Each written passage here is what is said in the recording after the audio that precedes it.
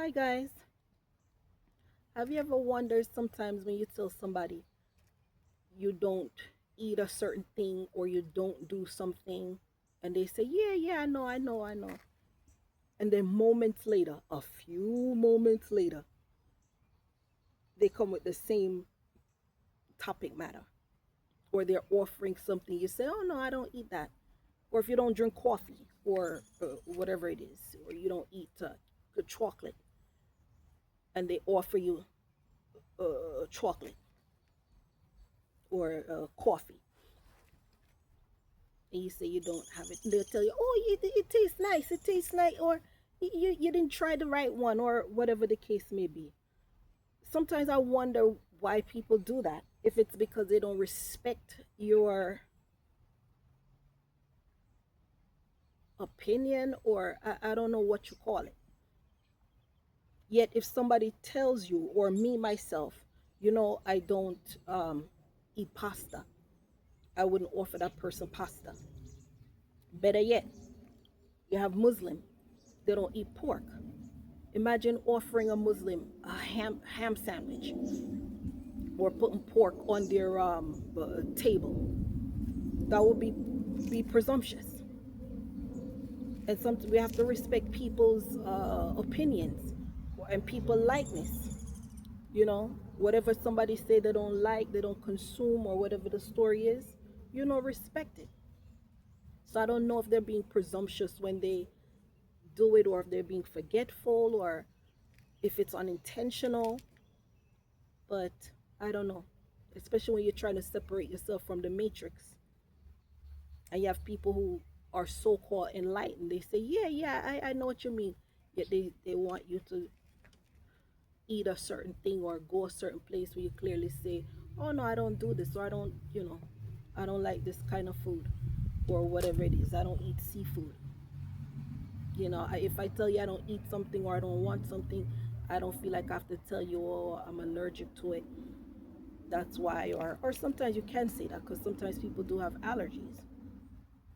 But even if you're not allergic to something and you're saying that I don't want such an item,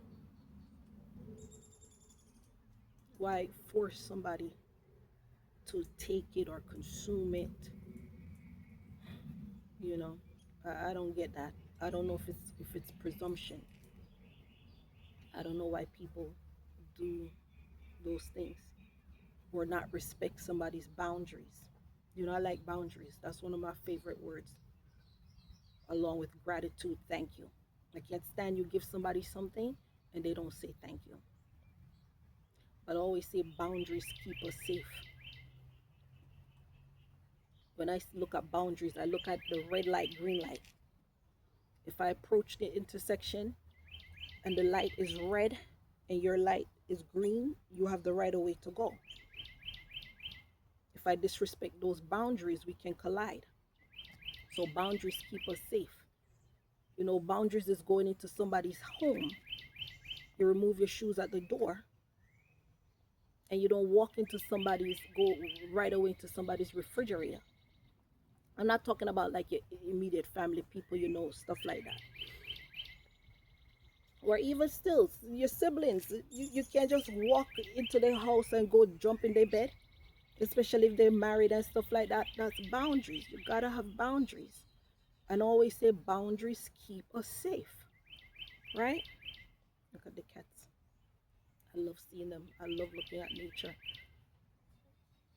Yeah, but boundaries keep us safe.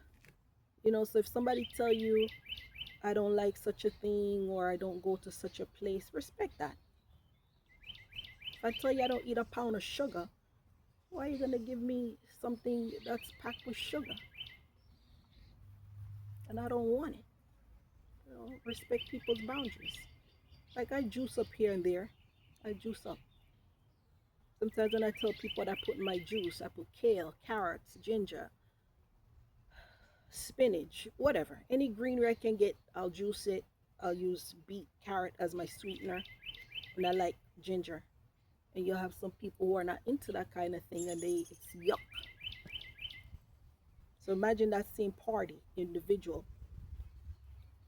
I offer them some of my kale juice and spinach and all this stuff when they have no tolerance for it. They don't want it. And that's okay. So I would never offer such a person kale juice because they don't want it. And it's okay. Respect people's boundaries. Boundaries keep us safe. Even when you're at work, your boundaries with your boss, you're going to speak to your supervisor, your boss, differently than you would with your peers. Same thing with your parents. You're going to speak to your parents differently than you would your peers. You're going to speak to your child differently than you would with your peers, and so on and so on. What they say, yada, yada, yada. So, like that. So, it's good to respect people's space and boundaries. If someone tell you they don't consume such an item, respect that. It's okay. Maybe another party you offer it will consume it, right? But boundaries keep us safe. I love boundaries. So I guess my word for the day is boundaries. Boundaries, boundaries and peace. Nothing like peace. Like I stated earlier, nothing like peace. And when you have boundaries, when you create boundaries, it give you peace. It give you peace. Yeah, it really does.